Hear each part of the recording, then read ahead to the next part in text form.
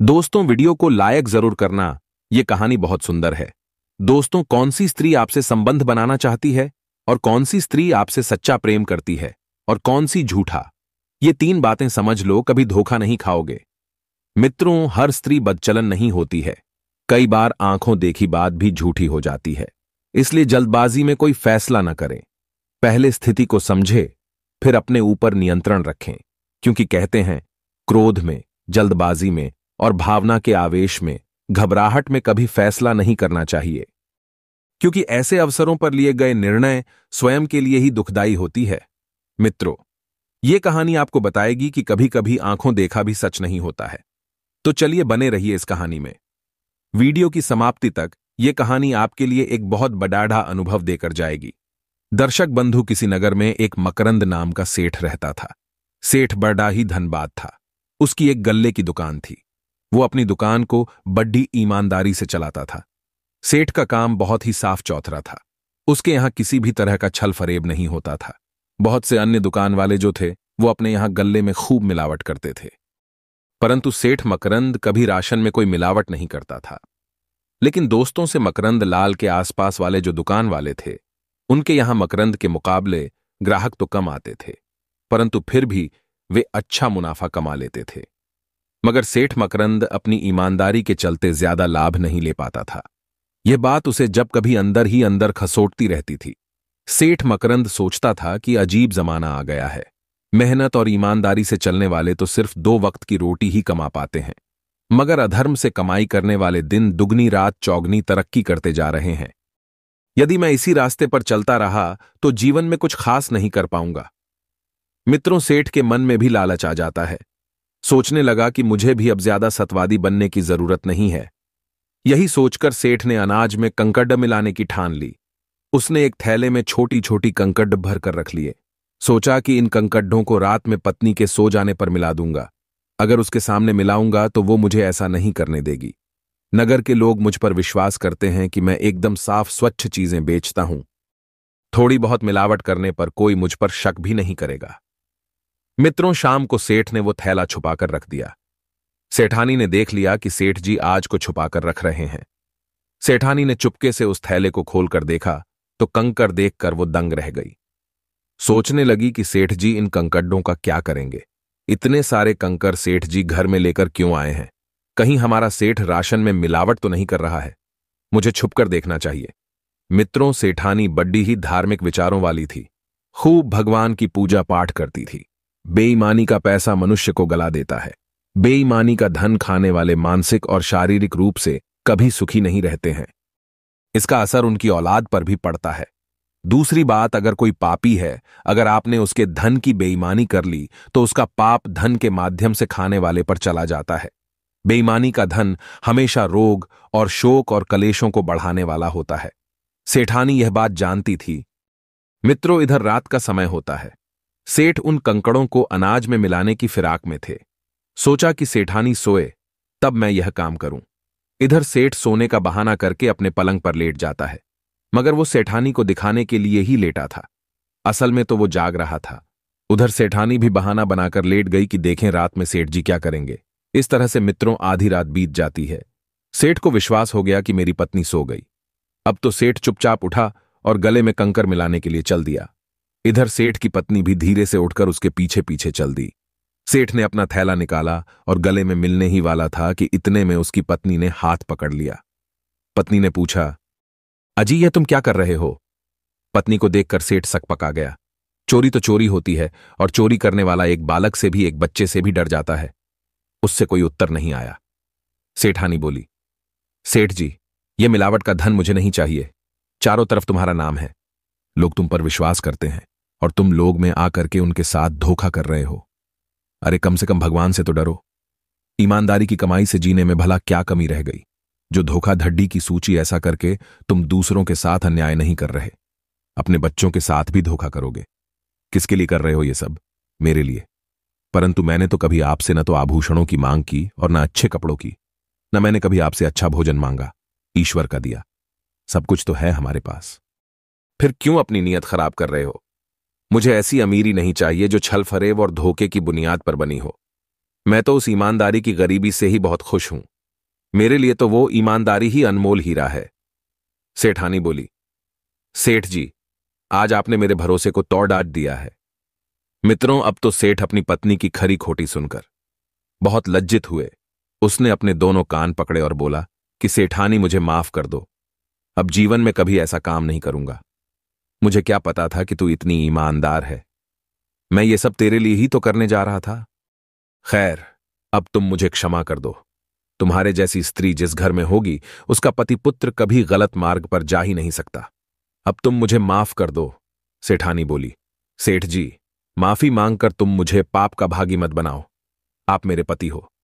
मित्रों, सेठ को अपनी करनी पर बढ़ा अफसोस हो रहा था और उसने कभी भविष्य में ऐसा न करने का वचन दिया। मित्रों, उस समय सेठानी गर्भावस्था में थी। अपने पति को सही रास्ते का पाठ पढ़ाकर उन्हें बड़ी प्रसन्नता हुई। कहते हैं कि अगर गर्भावस्था में स्त्री अच्छी सोच रखती है, अच्छे विचार उत्पन्न करती है, अच्छे काम करती है, तो उस घर में बच्चा भी अच्छे विचारों वाला ही उत्पन्न होता है। मित्रों, धीरे धीरे समय गुजरता गया। सेठानी ने एक बहुत सुंदर पुत्र को जन्म दिया।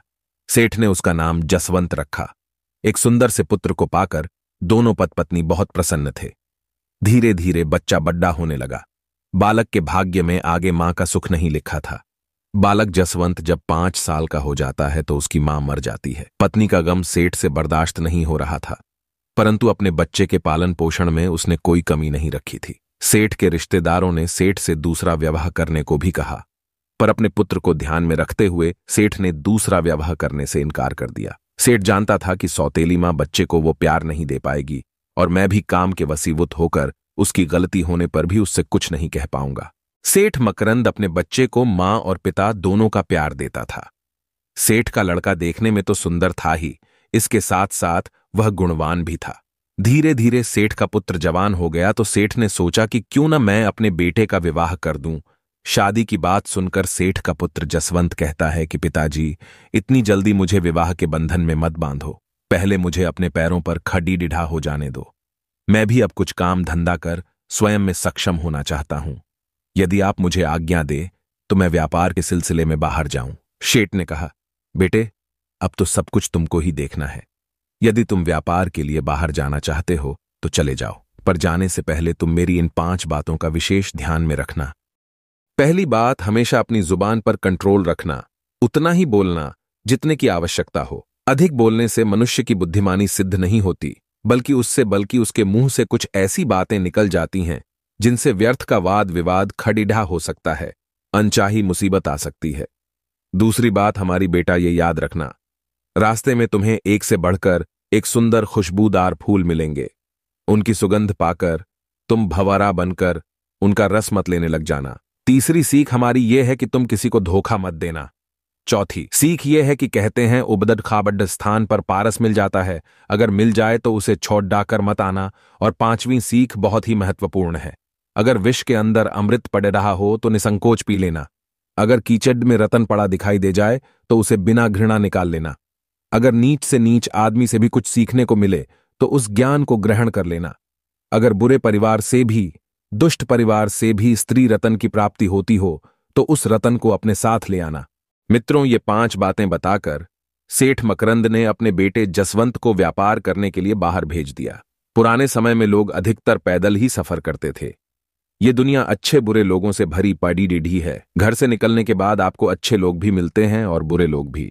अब ये आपको देखना है कि उनके साथ कैसा व्यवहार करना है, उनके साथ कैसे रहना है। पहले जब लोग बाहर जाते थे तो जिनके पास पैसा होता था वे किसी सराय में ठहर जाते थे, और जिनके पास पैसा नहीं होता था वे किसी धर्मशाला या किसी पेड़ वृक्ष के नीचे लेटकर रात गुजार लेते थे। मित्रों, जसवंत अपने पिता की आज्ञा लेकर व्यापार करने के लिए चल देता है। चलते चलते रास्ते में उसे दोपहर हो जाता है। उसने देखा कि नगर से बाहर एक घनी छायादार वृक्ष खड़ीढ़ा है। उस पेड़ के नीचे पहले से एक पति और पत्नी आराम कर रही थी। वे दोनों पति पत्नी बहुत खूबसूरत थीं। उस आदमी की जो पत्नी थी वह बहुत सुंदर थी। ऐसा लगता था जैसे कोई अप्सरा उसके साथ हो। जसवंत भी उसी पेड्डाक के नीचे आराम करने के लिए बैठ जाता है, लेकिन वो स्त्री बहुत सुंदर थी, इसलिए जसवंत बार बार उसे देखे जा रहा था। वो स्त्री भी उस खूबसूरत नौजवान की तरफ टकटकी लगाकर देख रही थी, क्योंकि मित्रों, सेठ का लड़का भी किसी राजकुमार से कम नहीं था। तब उस खूबसूरत औरत के पति ने जसवंत से पूछा, भाई, आप कौन हो और इधर कहां जा रहे हो? तब जसवंत कहता है कि मैं एक साहूकार का पुत्र हूं और व्यापार के सिलसिले में आगे जा रहा हूं। सेठ के बेटे का गंतव्य पूछकर वो आदमी कहने लगा, भाई, हमें भी उसी नगर में जाना है जहां आप जा रहे हो। क्यों ना हम लोग साथ साथ चले तो अधिक अच्छा रहेगा, क्योंकि वहां तक पहुंचने में हमें 10 दिन लग जाएंगे। अगर साथ में रास्ता तय करेंगे तो हमारा सफर भी आसान हो जाएगा और हमारे लिए कुछ सहूलियत भी हो जाएगी।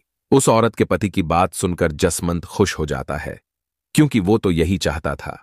वो सोच रहा था कि अगर इनके साथ चलूंगा तो इस स्त्री की सुंदरता को देखता चलूंगा। सुंदर चीज को कौन नहीं देखना चाहेगा। मित्रों, जसवंत उनके साथ साथ चलने को तैयार हो जाता है। अब तो वे तीनों आपस में बातचीत करते हुए आगे को चल देते हैं।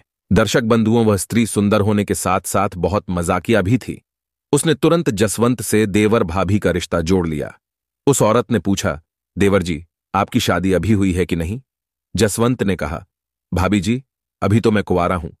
उस स्त्री ने मुस्कुराते हुए कहा, देवर जी, मान लो अगर तुम्हें रास्ते में कोई सुंदर युवती मिल जाए तो क्या तुम उससे विवाह कर लोगे?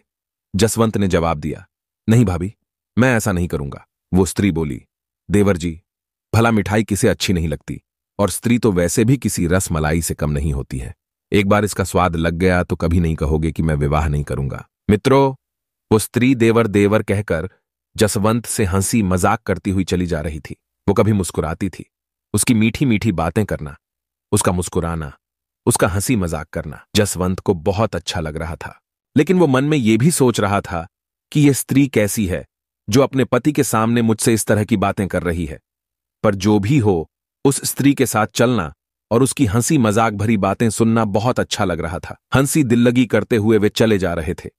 इस तरह चलते चलते उन्हें रास्ते में रात हो जाती है।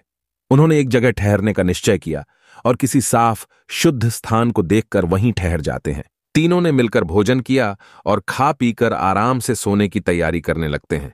सोने से पहले उस सुंदर स्त्री का पति बोला, भाई, हमारे साथ हमारी पत्नी है और प्रदेश में हमें किसी का कुछ पता नहीं कौन कैसा है। सुंदर स्त्री को देखकर भला किसकी नीयत खराब नहीं होती। अब तुम भी मेरे छोटे भाई जैसे हो, हमारी स्त्री की रखवाली करना अब तुम्हारा भी उतना ही फर्ज है जितना कि मेरा। हमारे पास एक तलवार है, उस तलवार को लेकर आधी रात तक तो मैं जागता रहूंगा और आधी रात के बाद तुम्हें जाग कर पहरेदारी करनी है। जसवंत कहने लगा, भाई, आप चिंता ना करो, आप आराम से सोइए, भाभी की रखवाली मैं करता रहूंगा। मित्रों, इस प्रकार पहले तो उस स्त्री का पति जागकर आधी रात तक पहरा देता है। जसवंत और वो स्त्री आराम से सोते रहते हैं। उसके बाद उसने जसवंत को जगाया। अब सेठ का लड़का पहरा देता है और वे दोनों आराम से सो जाते हैं। थोड़ी देर के बाद जब उसका पति सो जाता है तो वह स्त्री नींद से जागती है और जसवंत के साथ बैठकर मीठी मीठी बातें करने लगती हैं। इस तरह से वो पूरी रात जसवंत के साथ बैठकर हंसी मजाक सब तरह की बातें करती रही। उस स्त्री का अपने पास बैठकर बातें करना जसवंत को बहुत अच्छा लग रहा था। अब तो उनका रोज का नियम बन गया। आधी रात को जब उसका पति सो जाता था तो वो स्त्री रोजाना रात में जाकर जसवंत के साथ बातें किया करती थी। मित्रों, इस प्रकार से उन तीनों का सफर कटता चला गया। चलते चलते जब वे अपने गंतव्य के नजदीक आ गए तो सोचने लगे कि आज की रात साथ साथ बिताने के बाद अब हम अलग हो जाएंगे। जसवंत को और उस स्त्री को इसी बात की चिंता खाए जा रही थी। इधर जब रात होती है और भोजन करने के बाद वे एक जगह ठहर जाते हैं। आधी रात के बाद जब जसवंत का पहरेदारी करने का नंबर आता है, उधर आधी रात के समय वो स्त्री भी जाग जाती है। आज वो बहुत उदास थी। जसवंत के पास बैठकर वो कहने लगी, देवर जी, आज के बाद तो फिर कभी हम नहीं मिल पाएंगे। आज ही हमारे पास मौका है। वो स्त्री मुस्कुराती हुई जसवंत से कहने लगी, देवर जी, आप कितने अच्छे हो, मन करता है कि तुम्हें अपनी बाहों में भरकर जिंदगी भर के लिए कैद कर लूं, परंतु मेरा ऐसा सौभाग्य कहां है। सचमुच तुम बहुत सुंदर हो और तुम जैसे पुरुष को पाकर कोई भी स्त्री अपने आप को भाग्यशाली समझेगी। उस स्त्री के मुख से इन बातों को सुनकर जसवंत चौंक जाता है। कहने लगा, भाभी, आपको ऐसा नहीं सोचना चाहिए। आप एक शादीशुदा स्त्री है और इस समय आपके पति आपके साथ में है। पति को धोखा देकर किसी पर पुरुष पर मर मिट जाना पाप कहलाता है। वह स्त्री कहने लगी, जसवंत, मैंने जब से तुम्हें देखा था तभी से तुमने मेरी रातों की नींद चुरा ली है। इसीलिए तो मैं रात को जाकर तुम्हारे साथ बातचीत किया करती हूं। सचमुच मैं तुमसे प्रेम करने लगी हूं और तुम्हारा साथ पाना चाहती हूं। रही मेरे पति की बात तो उनकी तुम चिंता मत करो। तुम्हारे हाथ में तलवार है। अगर तुम चाहो तो इस कांटे को काटकर दूर फेंक सकते हो। कहते हैं प्रेम में आदमी कुछ भी नहीं देखता। मैं तुम पर दिलोजान से मरती हूं। अगर तुमने मुझे नहीं अपनाया तो मैं अपने जीवन को यहीं नष्ट कर दूंगी। मित्रों, उस स्त्री को अपने ऊपर अत्यंत अशक्त देखकर जसवंत को अपने पिता की बात याद हो आई कि राह चलते तुम्हें अनेकों सुंदर सुंदर फूल मिलेंगे। उन फूलों पर भंवरा बनकर उनका रस मत लेने लग जाना। जसवंत ने अपने आप को संभाला और उस स्त्री को समझाने लगा, अपने पति को धोखा देना महापाप है। मैं तो इसीलिए तुमसे बात कर लिया करता था कि तुम्हारी मजाकिया बातें मुझे बहुत अच्छी लगती थीं। वो स्त्री कहने लगी, जसवंत, तुम्हारा समझाना व्यर्थ है। जल्दी से मेरे पति की हत्या कर दो, फिर हम दोनों यहां से भाग चलेंगे। जसवंत कहने लगा, तुम इतनी गिरी हुई स्त्री हो, ये मैंने कभी नहीं सोचा था, वरना हम तुम्हारे साथ कभी नहीं आते। सोचो, तुम्हारे पति ने मुझ पर विश्वास किया है। उसने मुझे अपना छोटा भाई माना है और मैं उसके साथ विश्वासघात करने की नहीं सोच सकता। इस समय अगर उन पर कोई संकट आ जाए तो मैं उसे अपने ऊपर ले लूंगा, क्योंकि मैं पहरेदारी कर रहा हूं। मैं अपनी जान देकर भी तुम्हारे पति की जान बचाऊंगा। तुम कितनी नीच और कामी स्त्री हो। सच कहा है किसी ने कि जिन स्त्रियों का मन पराये पुरुषों में रमता है, उनका पति चाहे कितना ही सुंदर हो, गुणवान हो, बलवान हो, फिर भी वे उसे छोड़ जाती है। जसवंत कहने लगा, भाभी, तुम्हें देखकर मुझे तुमसे घृणा हो रही है। तुम कैसी स्त्री हो? देवता समान तुम अपने पति को छोड़कर तुम मुझे पाना चाहती हो। मैं तुम्हारे साथ कदापि यह गंदी हरकत नहीं कर सकता। मित्रों, जसवंत यह बात कह ही रहा था, इतने में उस स्त्री का पति उठकर बैठ जाता है और कहने लगा, जसवंत भाई, मेरे पास आकर बैठो और अपनी भाभी के प्रति मन में जो नफरत उत्पन्न हो गई है उसे निकाल फेंको। तुम सोच रहे हो कि तुम्हारी भाभी बुरी स्त्री है, मगर ऐसा नहीं है। मेरी पत्नी तुम्हारी परीक्षा ले रही थी। दरअसल मेरी पत्नी ने जब से तुम्हें देखा है तब से उसने तुम्हें अपनी बहन के लिए पसंद कर लिया है। इसकी एक छोटी बहन है जो देखने में इससे भी ज्यादा सुंदर है और तुम रूप और आयु में बिल्कुल उसके योग्य हो। इसकी बहन का पति कहीं बुरा न मिल जाए, इसलिए यह तुम्हारी परीक्षा ले रही थी। पिछले 10 दिनों से हर तरह से जांचा परखा है। तुम इसकी परीक्षा में पास हो गए हो। अब तुम्हें न कहीं काम ढूंढने की जरूरत है और न नौकरी करने की। मेरी पत्नी सिद्धनगर के सबसे बड़े सेठ मनोहर लाल की बेटी है। ये 2 बहनें हैं। मनोहर लाल का कोई बेटा नहीं है, तो सारी संपत्ति की देख रेख अब हमें ही करनी है। मित्रों, उस स्त्री के पति की बात सुनकर जसवंत चौंक जाता है। कहने लगा, भाभी माफ करना, मैं तो आपको गलत स्त्री समझ बैठा था। अनजाने में पता नहीं मैंने तुमसे क्या क्या कह दिया। सचमुच तुम दिल की बहुत अच्छी हो। वो स्त्री कहने लगी, जसवंत, हर स्त्री गलत नहीं होती। कई बार स्त्रियां अपना काम बनाने के लिए अभिनय भी करती हैं। स्त्री के प्रेम को तब तक सच नहीं मानना चाहिए जब तक आप उसे खूब परख न लो। अधिकतर ऐसी स्त्रियों के प्रेम में सच्चाई कम, अभिनय ज्यादा होता है। कुछ स्त्रियां अपना उल्लू सीधा करने के लिए आप पर प्रेम बरसा सकती हैं। उसे सच नहीं मानना चाहिए। कौन सी स्त्री वास्तविक आपसे प्रेम करती है, ये तीनों बातें जान लो, आप उसे पहचान जाएंगे। नंबर 1, जो स्त्री आपको देखकर आपकी केयर करना शुरू कर दे, आपसे मिलने के बहाने तलाशना शुरू कर दे, आपको दुख और चिंता में देखकर स्वयं भी चिंतित हो जाए, तो समझ लेना वो आपसे सच्चा प्रेम करती है। नंबर 2, जो स्त्री आपकी किसी भी बात का बुरा न माने, आपके धन से संबंधित कोई बात न पूछे, जिससे रात में नींद न आती हो, तो समझ लेना वो आपसे वास्तविक प्रेम करती है। नंबर 3, जो स्त्री अभिनय करने वाली ना हो, जो दिल में हो, उसे कहने में शर्माए और कहते कहते कई दिन लग जाएं, तो समझ लेना कि वो आपसे वास्तविक प्रेम करती है। जसवंत कहने लगा, भाभी तो मेरे लिए मां की तरह हो। वो स्त्री बोली, देवर जी, अब तो बात पक्की हो गई है। अब आप अभी से मान लो, आप मेरे बहनोई बन गए हैं। मित्रों, इस प्रकार वो स्त्री अपनी बहन का विवाह जसवंत के साथ में करवा देती है। इसलिए कहते हैं, हर स्त्री बदचलन नहीं होती है, हर स्त्री का प्रेम सच्चा नहीं होता है। कई बार सिर्फ दिखावा होता है छलावे के लिए। तो दर्शक बंधुओं, ये कहानी कैसी लगी कमेंट सेक्शन में अपनी राय देना। जय श्री राम लाइक जरूर करें।